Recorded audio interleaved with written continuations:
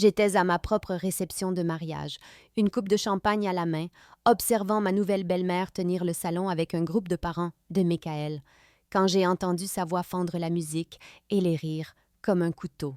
« On ne va pas gaspiller de l'argent pour elle », annonça Linda, assez fort pour que la moitié de la salle entende, en faisant un geste dans ma direction avec un signe de la main dédaigneux qui m'a retourné l'estomac. La main de Michael a immédiatement trouvé la mienne. Sa prise était serrée, presque douloureuse. « Ne réagis pas, » murmura-t-il, la mâchoire si contractée que je pouvais voir le muscle tressaillir. « Pas encore. » Je suis restée là, figée, essayant de comprendre ce que je venais d'entendre. Quel argent! Michael et moi avions tout payé nous-mêmes. La salle, les fleurs, le gâteau hors de prix sur lequel Linda avait insisté pour qu'il soit plus grand. Nous n'avions pas demandé un seul dollar à ses parents. Nous ne leur avions rien demandé. Alors, de quoi parlait-elle? J'ai levé les yeux vers Michael, cherchant des réponses sur son visage, mais il a juste secoué légèrement la tête, les yeux rivés sur sa mère de l'autre côté de la pièce. Linda souriait maintenant. Ce sourire satisfait du chat qui vient d'avaler la souris que j'avais appris à redouter au cours des 2 dernières années. Elle montrait quelque chose sur son téléphone aux parents, regroupés autour d'elle, et ils hochaient en la tête, certains me jetant des regards aux expressions que je ne pouvais pas tout à fait déchiffrer. Pitié, jugement, satisfaction, mon cœur battait la chamade, mon visage était brûlant, et je n'avais aucune idée de ce qui se passait à mon propre mariage. Je n'avais aucune idée de ce qu'elle voulait dire. Mais 3 heures plus tard, quand mon avocate a appelé pendant notre première danse, tout a pris son sens. Avant de continuer l'histoire, s'il vous plaît, abonnez-vous. Je dois atteindre 1000 abonnés pour pouvoir continuer à vous apporter des histoires comme celle-ci chaque jour. Ce n'est qu'un clic pour vous, mais cela signifie beaucoup pour moi. Laissez-moi remonter 2 ans en arrière, au moment où j'ai rencontré Michael lors d'un dîner chez un ami commun, et où j'ai pensé que j'avais touché le gros lot. Il était charmant, drôle, avait un vrai travail, avec un vrai salaire, et ne vivait pas chez ses parents, ce qui, à 32 ans, ne devrait pas être remarquable, mais voilà où nous en sommes. Le courant est passé immédiatement. Nous sommes restés à discuter jusqu'à 3 heures du matin de tout et de rien, et je me souviens avoir pensé que c'était différent, que c'était réel. Au bout de 3 mois, il voulait que je rencontre ses parents, et j'étais vraiment enthousiaste. J'ai acheté une bonne bouteille de vin, j'ai porté le genre de tenue qui dit « j'ai l'air soigné, mais sans en faire trop ». Et je me suis préparée aux banalités parentales habituelles sur la météo et la circulation. Ce que j'ai eu à la place, c'était Linda. Elle a ouvert la porte avec un sourire qui n'atteignait pas tout à fait ses yeux, m'a toisé de haut en bas, comme si elle évaluait un meuble, et nous a fait entrer dans un salon qui ressemblait plus à un showroom qu'à une maison. Avant même que je ne sois assise, elle s'est lancée dans ce que je ne peux décrire que comme un interrogatoire déguisé en conversation. « Alors, Emma, que faites-vous dans la vie? » D'accord, normal. Je lui ai parlé de mon travail dans le marketing. « Et où avez-vous fait vos études? » Bien. Question parentale standard. « Que font vos parents? » Ça devenait bizarre, mais peut-être qu'elle était juste très curieuse. « Êtes-vous locataire ou propriétaire? » D'accord. Là, on bascule dans le territoire de l'audit fiscal. « Quels sont vos objectifs de carrière? Avez-vous des prêts étudiants?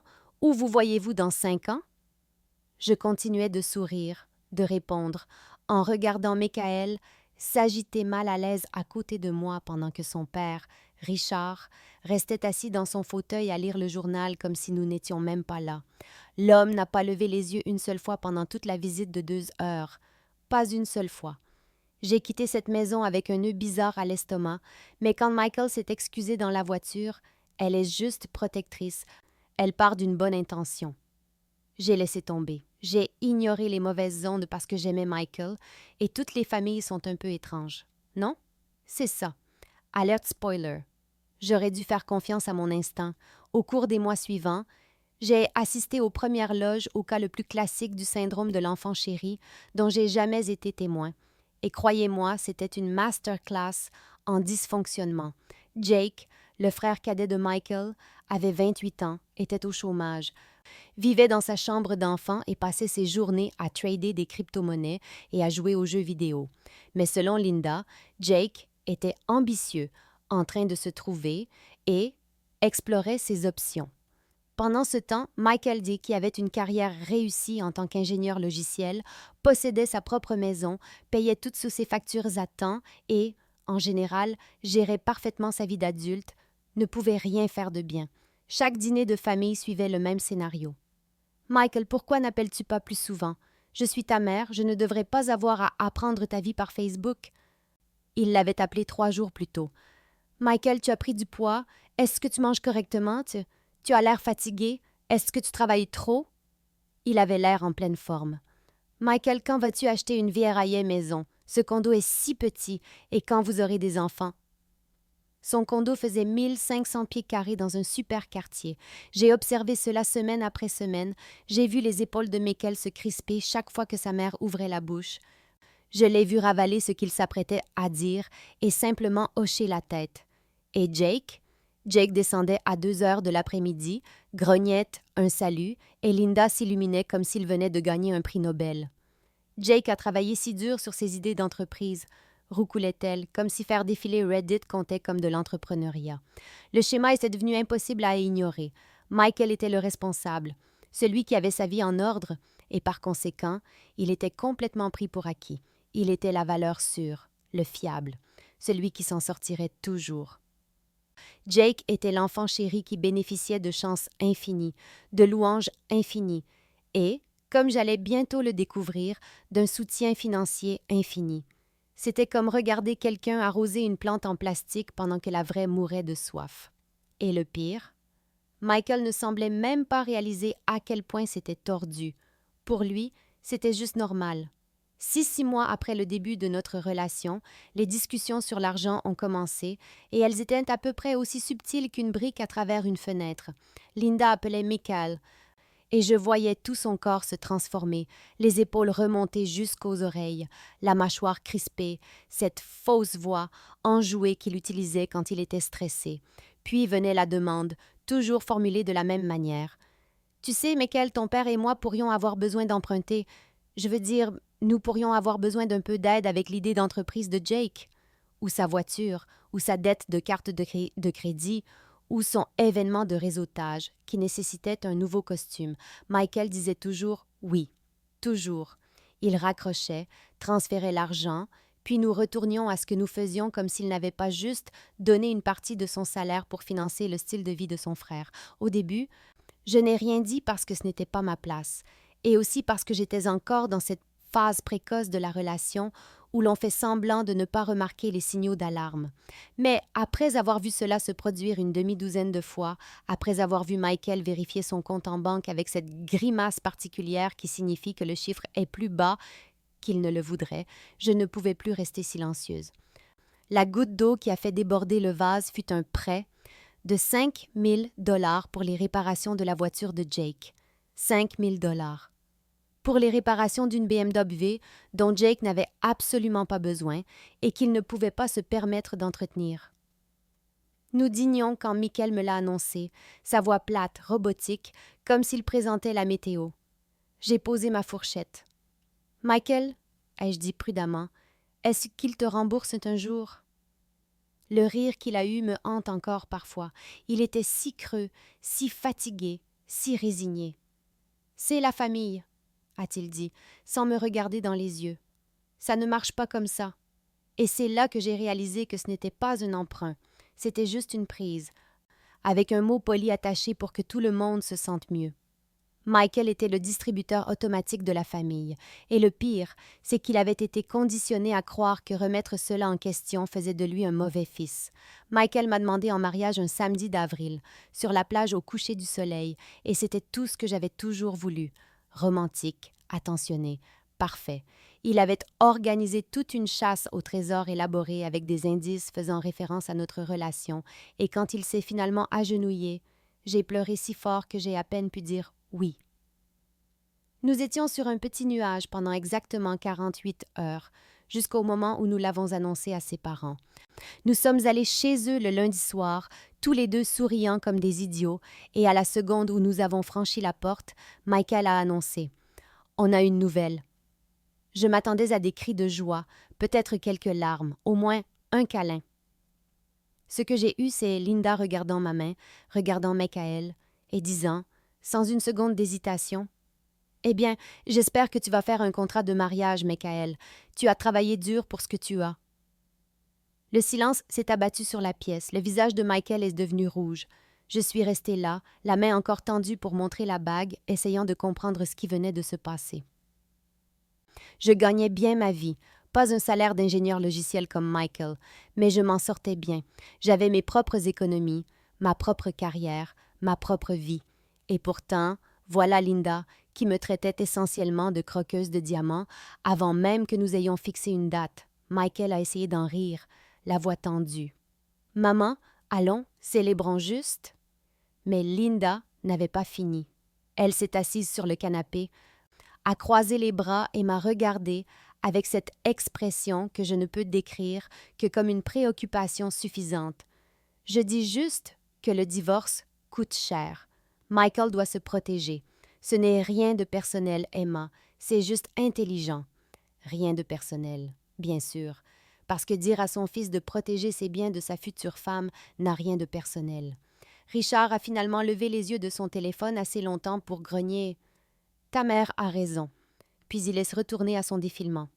C'est là que j'ai compris. Linda ne me voyait pas comme la partenaire de Michael, son égale, quelqu'un qui l'aimait. Elle me voyait comme une menace pour le compte en banque de la famille. Elle supposait que j'en avais après l'argent de Michael. Ce qui était presque drôle compte tenu de ce que je savais et qu'elle ignorait. Presque. L'organisation du mariage est devenue un sport de combat et Linda se présentait à chaque match prête à se battre. Michael et moi payons l'intégralité du mariage nous-mêmes. Chaque dollar, mais cela n'empêchait pas sa mère d'avoir un avis sur tout, de la couleur des serviettes à la musique de la procession. « Cette salle est trop chère », a-t-elle annoncé lorsque nous lui avons montré notre choix, un magnifique jardin qui correspondait parfaitement à notre budget. J'ai souri à travers les dents serrées et lui ai rappelé que ce n'était pas son argent. « Cette robe est trop révélatrice », a-t-elle dit quand je lui ai montré une photo de ma robe qui avait un décolleté tout à fait normal, non plongeant, qui ne montrait absolument rien d'inapproprié. « Pourquoi invites-tu autant de membres de TA famille ?» a-t-elle demandé en voyant la liste des invités, où j'avais 30 personnes et Michael 50. Apparemment, les mathématiques étaient négociables quand il s'agissait de prouver que j'étais égoïste. Chaque décision devenait une bataille. Les fleurs étaient trop chères, puis pas assez, puis de la mauvaise couleur. Le menu était trop sophistiqué, puis pas assez, puis incluait des choses que Jake n'aimait pas, comme si les préférences de Jake comptaient pour mon mariage. Elle détestait le photographe, le DJ, les invitations, mon choix de demoiselle d'honneur et le fait que nous ne nous marions pas à l'église. Michael a essayé de faire obstruction, d'établir des limites.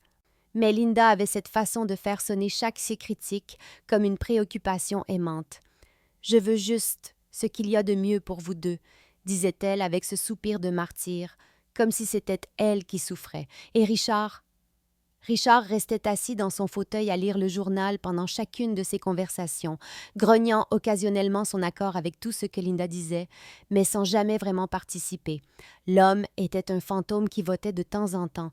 J'ai commencé à me demander s'il avait même remarqué que nous allions nous marier, ou s'il pensait que Michael ramenait juste à la maison une invitée très persistante.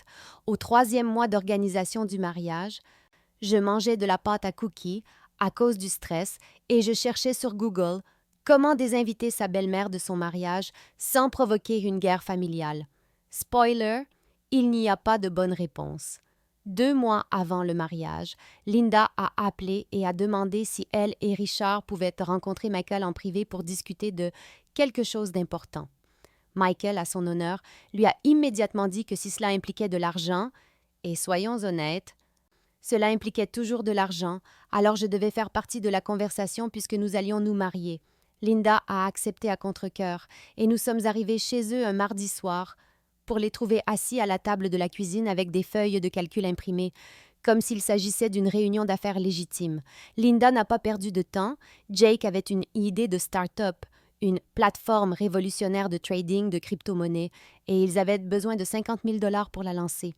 50 000 $ pour que Jake, qui ne pouvait pas garder un emploi à temps partiel chez Starbucks, trade des crypto-monnaies, ce avec quoi il avait déjà perdu de l'argent en tant que hobby. J'ai observé le visage de Michael attendant le oui automatique qui venait toujours, mais cette fois quelque chose était différent. Il a hésité. C'est beaucoup d'argent, maman. Emma et moi allons nous marier, acheter une maison bientôt.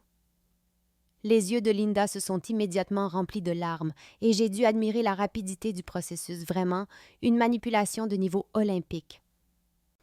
Nous sommes une famille, dit-elle, la voix brisée. Tu as toujours été là pour nous, Michael. Toujours.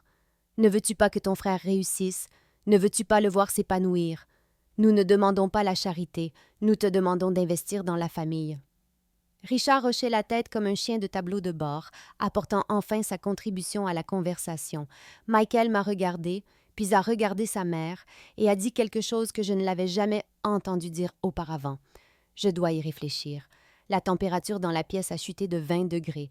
Les larmes de Linda ont séché instantanément, et ses yeux sont devenus froids, plats, comme ceux d'un requin. Elle m'a regardé, puis Michael, et a dit de cette voix parfaitement contrôlée. « Je vois, elle est déjà en train de te changer.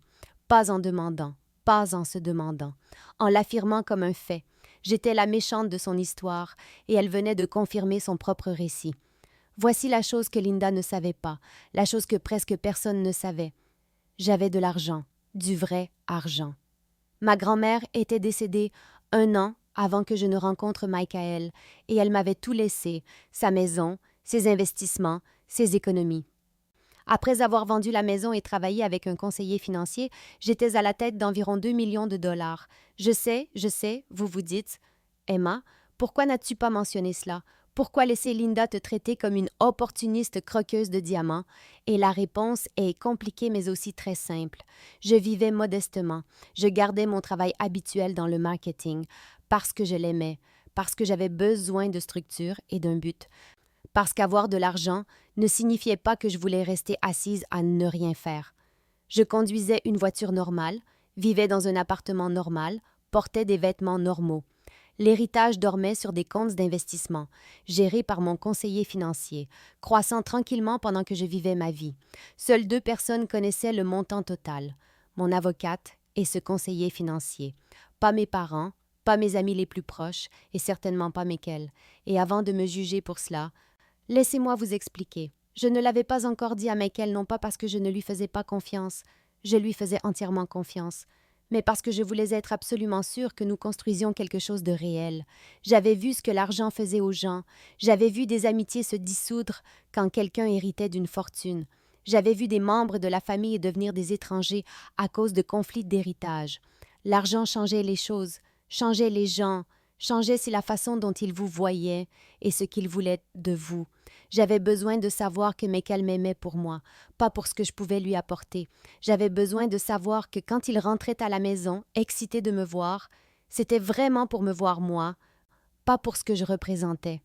Et honnêtement, regarder Linda me traiter comme si j'étais une intrigante opportuniste alors que j'étais assise sur plus d'argent que toute leur famille réunie, c'était une sorte de karma en soi.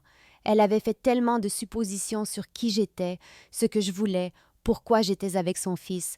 Elle n'avait jamais envisagé que peut-être, juste peut-être, j'étais exactement celle que je semblais être, quelqu'un qui aimait Michael et n'avait besoin de rien de lui, sauf de lui-même. 3 jours après la demande de 50 000 $, que Michael a finalement refusé, provoquant une semaine de traitement silencieux de la part de sa mère, il a abordé lui-même le sujet du contrat de mariage. Nous dînions, picorant des plats à emporter dont aucun de nous n'avait vraiment envie, quand il a dit doucement « Peut-être que ma mère avait raison sur une chose, pas sur toi », a-t-il ajouté rapidement, en voyant mon expression. Mais sur le contrat de mariage, nous devrions tous les 2 protéger ce que nous avons. Ce n'est pas romantique, mais c'est intelligent. Je n'ai même pas hésité. Je suis tout à fait d'accord, ai-je dit, et j'ai vu ses sourcils se lever. Vraiment? Il avait l'air presque choqué, comme s'il s'était préparé à une dispute. Tu n'es pas offensé? J'ai posé ma fourchette et l'ai regardé directement. Michael, j'ai aussi des biens. Je pense que nous protéger tous les 2 est intelligent. Il ne s'agit pas de s'attendre à un échec, mais d'être des adultes réalistes. Le soulagement sur son visage fut immédiat et visible. Ses épaules se sont détendues. Il a laissé échapper une longue respiration et a tendu la main vers la mienne de l'autre côté de la table. Mon Dieu, j'étais si inquiet que tu penses que je ne te faisais pas confiance ou que j'écoutais trop ma mère.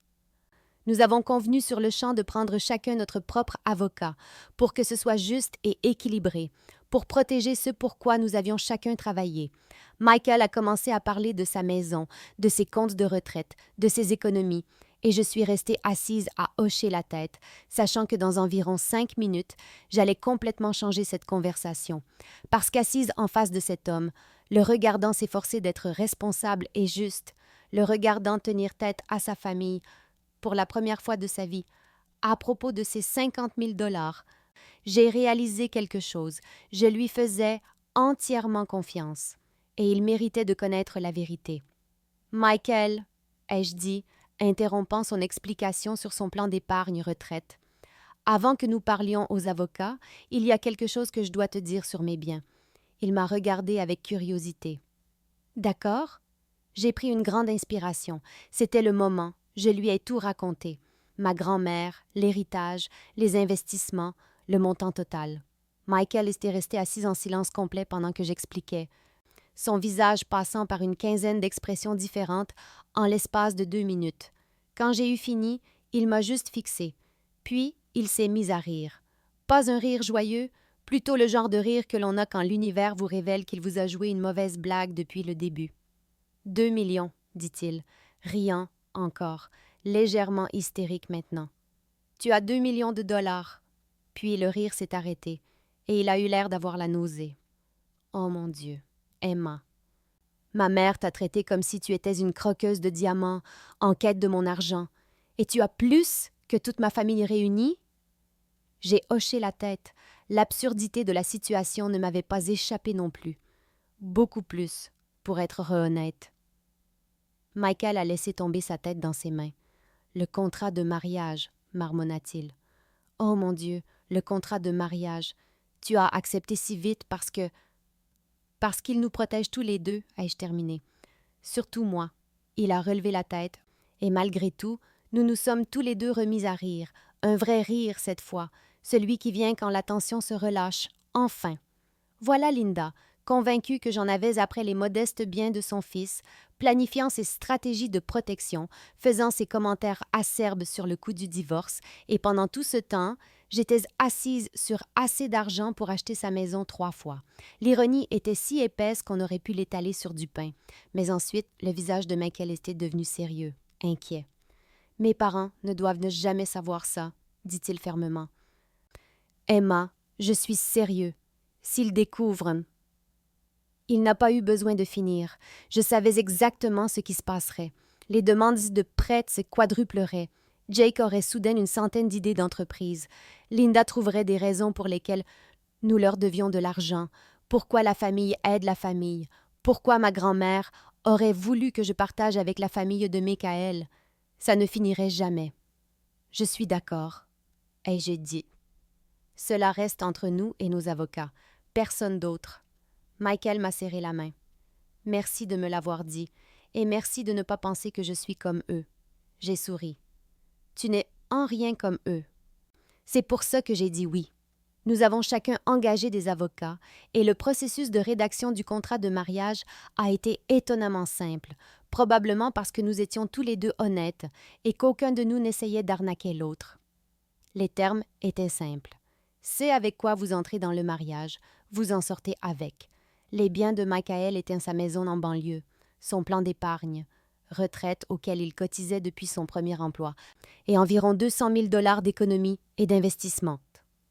Mes biens étaient, légalement documentés dans les moindres détails, mais lorsque les parents de Michael demanderaient inévitablement des nouvelles du contrat, et nous savions tous les deux qu'ils le feraient, le plan était de rester vague. Nous avons tous les deux des économies et des comptes de retraite, des choses standards, allait être notre phrase répétée. Mais c'est là que ça devient intéressant. Michael a demandé à son avocat d'ajouter une clause spécifique sur les prêts familiaux. Tout argent donné aux membres de la famille pendant le mariage serait considéré comme un don, pas un prêt. à moins qu'il n'y ait un document juridique distinct décrivant explicitement les conditions de remboursement avec les signatures des deux parties. Son avocat l'a regardé un long moment et a dit « C'est spécifique. Anticipez-vous le besoin de cette clause? » Le rire de Michael était amer. « Disons simplement que j'ai donné à ma famille environ 75 000 $ au fil des ans en prêt, qui n'ont jamais été remboursés, et j'aimerais que cette tendance s'arrête maintenant. » L'avocat a ajouté la clause. Lorsque j'ai rencontré mon avocate pour examiner le document final, elle l'a lu attentivement, a hoché la tête et m'a regardé avec quelque chose qui ressemblait à du respect. « C'est juste et complet, » a-t-elle dit. Vous vous êtes tous les deux protégés sans être conflictuels. Honnêtement, c'est l'un des contrats de mariage les plus sains que j'ai examinés. Je l'ai signé en me sentant soulagée, en sécurité et complètement impréparée au chaos que ce document allait provoquer. Car si Michael et moi savions ce qu'il contenait, Linda était sur le point de faire des suppositions très erronées sur sa signification, et ces suppositions allaient être explosées comme une bombe à notre réception de mariage. 1 mois avant le mariage, Linda a appelé Michael et n'a même pas pris la peine d'être polie. « J'ai besoin de voir le contrat de mariage », a-t-elle annoncé, comme si elle demandait la météo. Michael, qui était sur haut-parleur pendant que nous préparions le dîner, a éclaté de rire. « Absolument pas, » a-t-il dit. « C'est entre moi et Emma. » Je n'ai jamais été aussi fière de lui qu'à ce moment-là, mais Linda n'allait pas abandonner si facilement. Sa voix est devenue stridente, indignée, blessée. « Je suis ta mère. J'ai le droit de m'assurer que tu es protégée. Après tout ce que ton père et moi avons fait pour toi, tu ne veux même pas me laisser voir un simple document juridique? » La mâchoire de Michael s'est crispée, mais il est resté calme. « Tu n'as pas le droit de voir nos documents juridiques privés, maman. Ce n'est pas à discuter. » Elle lui a raccroché au nez, puis elle a rappelé 10 minutes plus tard, en pleurant. Puis Richard a appelé pour dire que nous étions si respectueux. Puis Jake a envoyé un texto pour dire « Pourquoi vous êtes bizarre avec ça? » Comme si nous étions le problème pour avoir des limites. Pendant les 3 semaines suivantes, Linda a lancé une campagne à grande échelle à quiconque voulait bien l'écouter. Elle a dit aux tantes de Michael qu'Emma cachait quelque chose. Elle a dit à leurs voisins qu'elle était juste inquiète pour son fils. Elle a publié des statuts Facebook vagues sur la difficulté, que c'est quand vos enfants vous excluent, alors que vous essayez seulement d'aider. Elle a appelé les amis d'enfance de Michael pour exprimer ses craintes qu'il soit manipulé.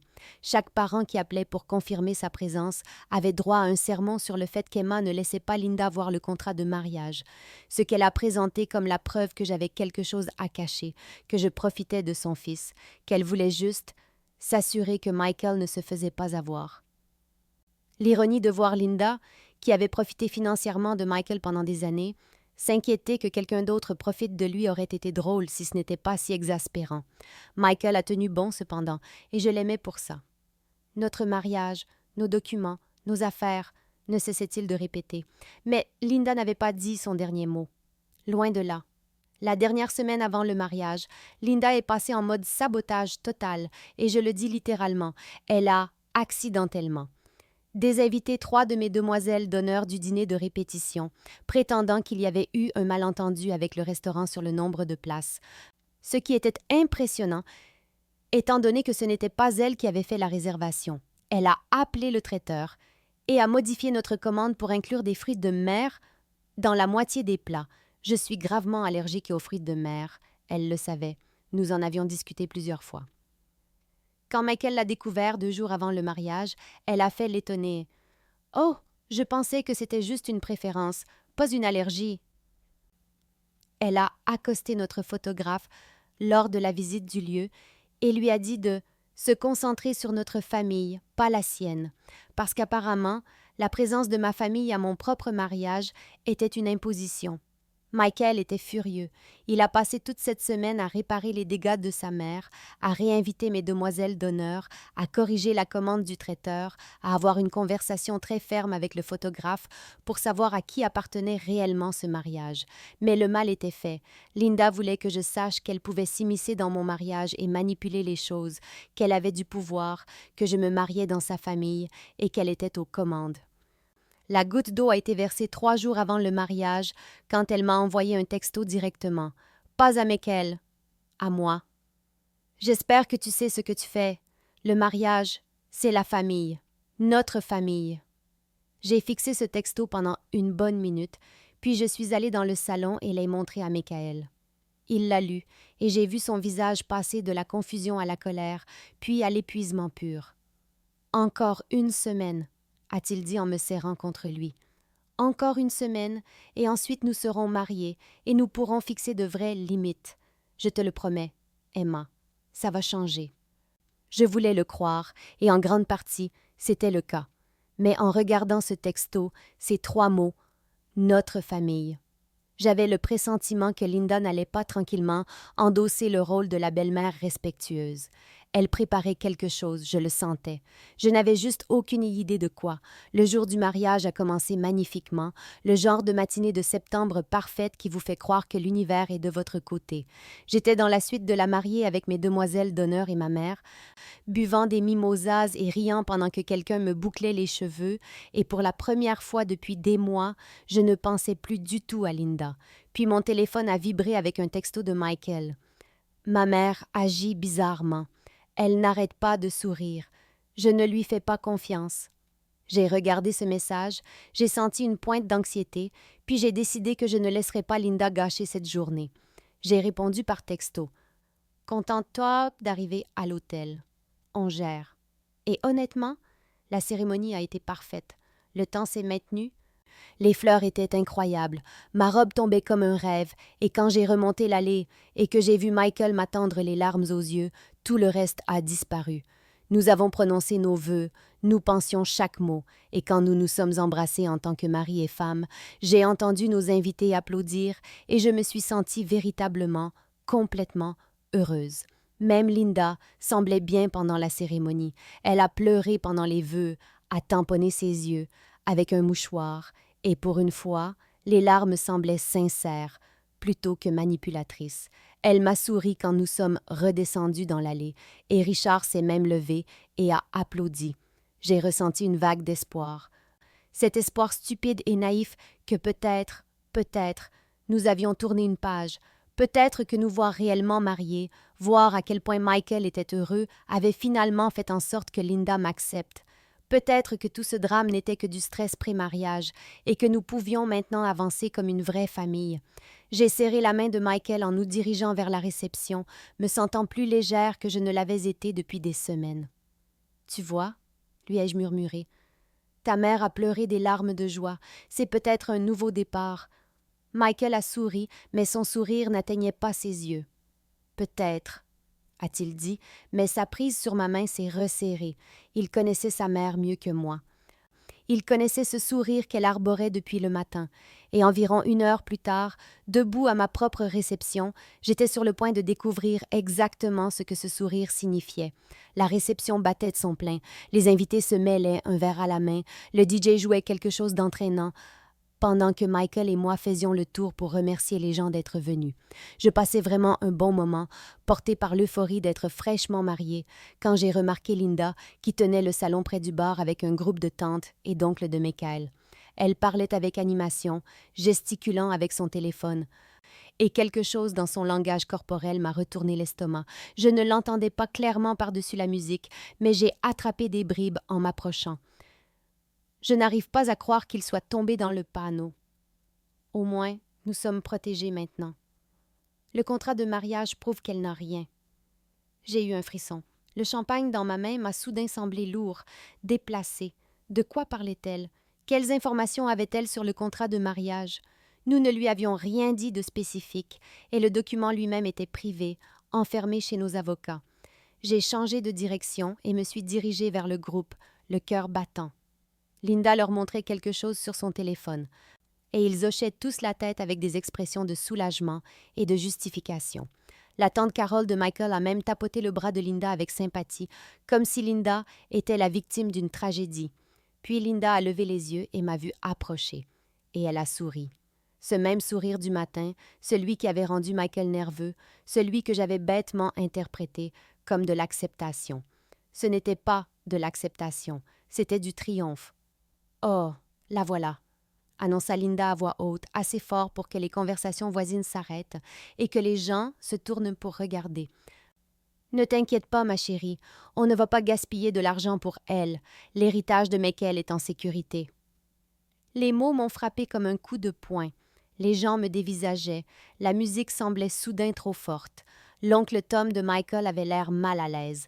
L'expression de tante Carole se situait entre la pitié et la suffisance. Et Linda se tenait là, son téléphone à la main, me regardant comme si elle venait de gagner un jeu auquel je ne savais même pas que nous jouions. J'ai ouvert la bouche pour répondre, mais aucun mot n'est sorti. Quel héritage! Quel argent! Nous avions payé tout ce mariage nous-mêmes. Et comment diable avait-elle obtenu des informations sur notre contrat de mariage? Je suis restée là, figée, mon cerveau essayant de comprendre ce qui se passait, quand Michael est apparu à mes côtés, le visage sombre de fureur. « De quoi parles-tu » a-t-il exigé, sa voix tendue et contrôlée de cette manière qui signifiait qu'il était absolument furieux. Linda s'est tournée vers lui, et je jure qu'elle rayonnait presque de satisfaction. « J'ai eu une copie du contrat de mariage », a-t-elle annoncé, à lui, à moi, à tous ceux qui pouvaient entendre. Le frère de Richard travaille au palais de justice. Les documents déposés sont des archives publiques. C'était un mensonge. Les contrats de mariage ne sont pas des archives publiques. Ça, je le savais. Mais elle avait clairement mis la main sur quelque chose, d'une manière ou d'une autre, et elle s'en servait comme d'une arme. Elle s'est retournée vers les parents rassemblés, brandissant son téléphone comme si elle présentait une preuve au tribunal. Ça montre exactement ce que je pensais. Elle n'a presque rien. Un peu d'économie, un compte de retraite, rien de substantiel. Michael est complètement protégé de sa tentative de l'escroquer. J'ai senti la main de Michael serrer la mienne, je l'ai senti sur le point d'exploser, mais Linda n'avait pas terminé son spectacle. « Maman, tu ne comprends pas » a commencé Michael, mais elle l'a interrompu d'un geste de la main. « Je comprends parfaitement, Michael. Je sais que tu ne voulais pas que je m'inquiète, mais une mère sait. Une mère protège son fils. » Elle s'est redressée, s'adressant à tout le groupe maintenant comme si elle faisait une grande proclamation. « C'est pourquoi ton père et moi avons décidé de ne pas contribuer au ménage. Nous ne fournirons plus de prêts ni de soutien financier. Pas d'argent gaspillé à son profit. Ce qui est à toi reste à toi. » J'ai failli rire. J'ai vraiment senti le rire monter dans ma gorge hystérique et aiguë, parce que l'audace de cette femme était vraiment impressionnante. Il ne contribuait pas au ménage, il n'avait jamais contribué à quoi que ce soit, sauf au stress et aux culpabilisations. Chaque dollar avait coulé dans une seule direction, du compte de Michael vers le leur. Et maintenant, Linda se tenait à ma réception de mariage, devant des dizaines d'invités, annonçant qu'elle retirait un soutien qu'elle n'avait jamais réellement fourni, tout en me traitant de croqueuse de diamants sur la base d'un contrat de mariage qu'elle avait obtenu par des moyens douteux, probablement illégaux. L'ironie était si épaisse que j'aurais pu m'étouffer avec. Michael a perdu son sang-froid. Je ne l'avais jamais vu vraiment sans colère auparavant, pas comme ça, mais quelque chose en lui a juste craqué. Premièrement, dit-il, sa voix assez forte pour que le DJ baisse la musique, vous n'avez jamais contribué à notre ménage. Jamais. Emma et moi avons payé tout ce mariage nous-mêmes. Chaque fleur, chaque chaise, chaque part de gâteau que vous vous apprêtez à manger, c'est notre argent, pas le vôtre. La bouche de Linda s'est ouverte, mais Michael n'avait pas fini. Deuxièmement, vous avez obtenu illégalement notre contrat de mariage, qui est un document juridique privé. Le frère de Richard travaille au palais de justice, a tenté d'interrompre Linda, mais le rire de Michael était sec et amer. Richard n'a pas de frère. Tu mens. Où l'as-tu vraiment eu? J'ai vu Linda flancher, j'ai vu qu'elle réalisait qu'elle avait été prise à son propre piège, mais elle s'est vite reprise. Ça n'a pas d'importance. Le fait était que j'avais raison sur elle, et maintenant tu es protégée. Le fait, l'a coupé Michael, la voix tremblante maintenant, c'est que tu as manqué de respect à ma femme toute la soirée. Non, depuis 2 ans, tu l'as questionnée, jugée, accusée, et maintenant tu te tiens à notre réception de mariage en annonçant à toute ma famille que tu penses que c'est une croqueuse de diamants. Les invités nous fixaient ouvertement maintenant. Tante Carole s'était éloignée de Linda. Oncle Tom regardait ses chaussures. La musique s'était complètement arrêtée et je pouvais entendre le remue-ménage inconfortable de dizaines de personnes faisant semblant de ne pas assister à un effondrement familial. Richard est apparu de quelque part, l'air paniqué. « Michael, mon fils, calmons-nous, Où étais-tu? Michael s'est tourné vers son père. Où étais-tu ces 2 dernières années pendant que maman faisait tout ça, à lire le journal, à faire semblant que rien ne se passait? J'ai touché doucement le bras de Michael. Tout son corps vibrait de rage, et même si je l'aimais pour me défendre, pour leur tenir enfin tête, ce n'était pas comme ça que je voulais que ça se passe. Pas avec tout le monde qui regarde, pas à notre mariage, pas avec Linda jouant la victime. « Michael, » ai-je dit doucement, « laisse-moi gérer ça. » Il m'a regardé, la mâchoire serrée, et je l'ai vu se battre avec lui-même. Puis il a hoché la tête, a reculé légèrement, et je me suis tournée pour faire face à Linda avec le sourire le plus calme que je pouvais afficher. J'ai regardé Linda, son expression suffisante et son téléphone toujours brandi comme un trophée, et j'ai parlé de la voix la plus calme et la plus agréable que j'ai pu trouver.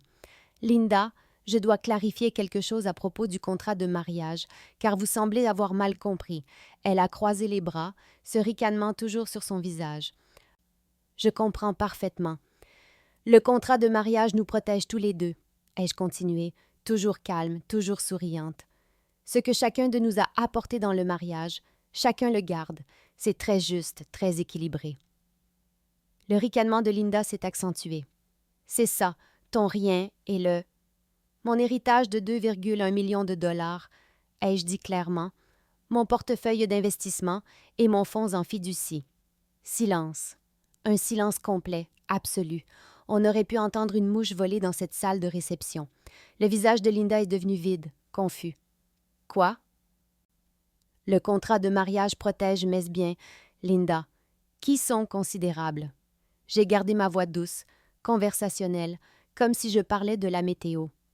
Ma grand-mère m'a laissé pas mal de choses à son décès, et j'ai eu beaucoup de chance avec mes investissements.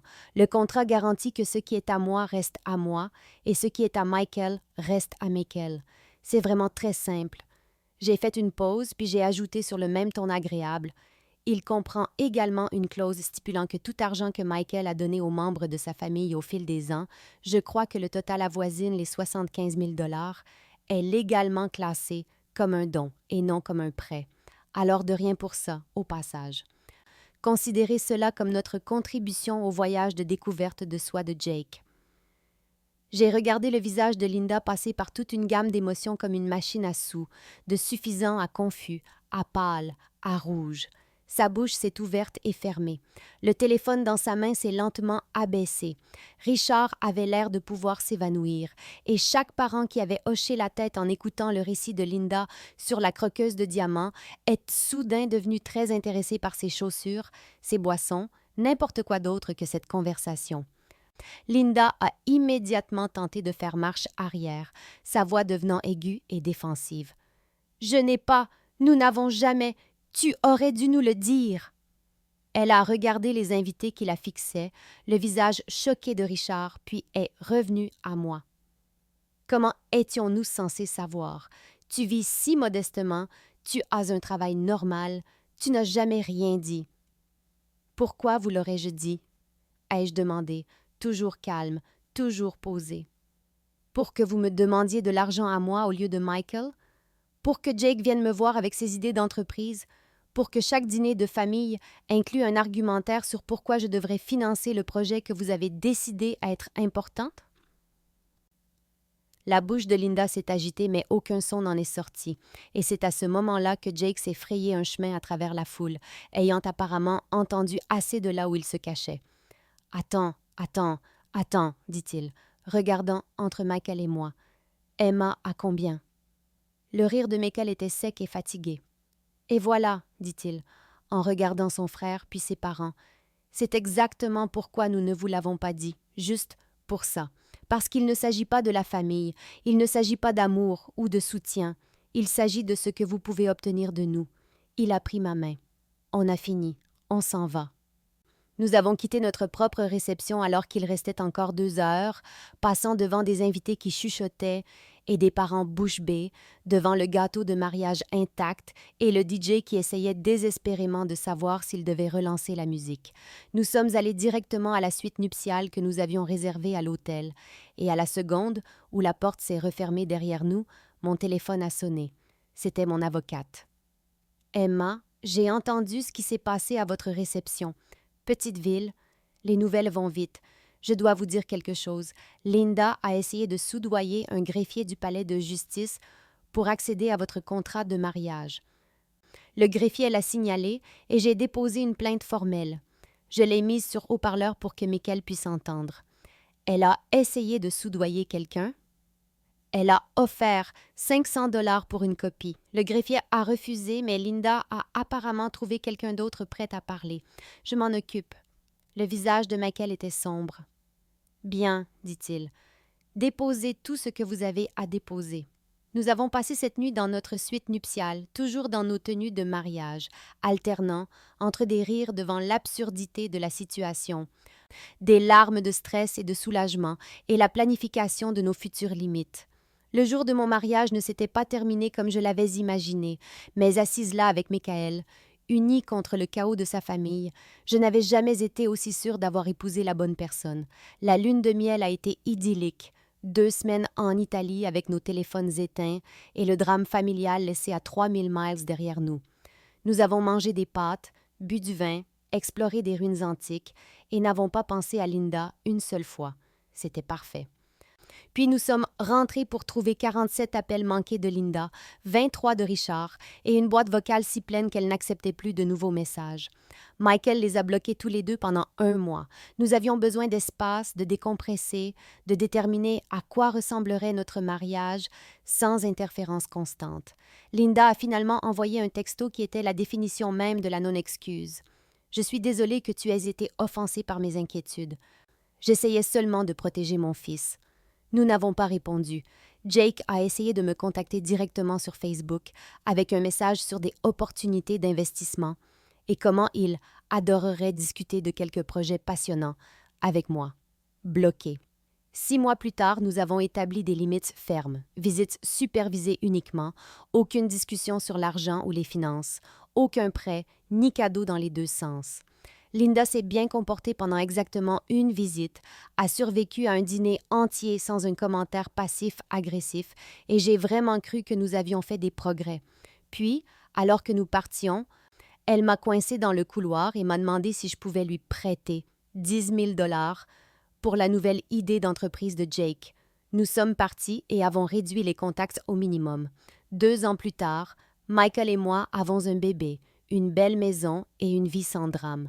Linda envoie des cadeaux pour notre fille, toujours appropriés, toujours respectueux, et elle a appris que respecter les limites signifie qu'elle peut faire partie de nos vies, les franchir, et elle n'en fait plus partie. C'est simple.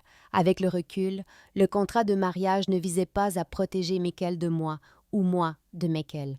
Il nous protégeait tous les deux de sa famille, de leurs attentes, de leurs sentiments de droit et de leurs demandes financières sans fin. Le meilleur document juridique que j'ai jamais signé. Alors, ai-je bien géré la confrontation au mariage ou aurais-je dû la laisser continuer à penser que j'étais fauchée et savourer l'ironie en silence? Dites-moi ce que vous auriez fait.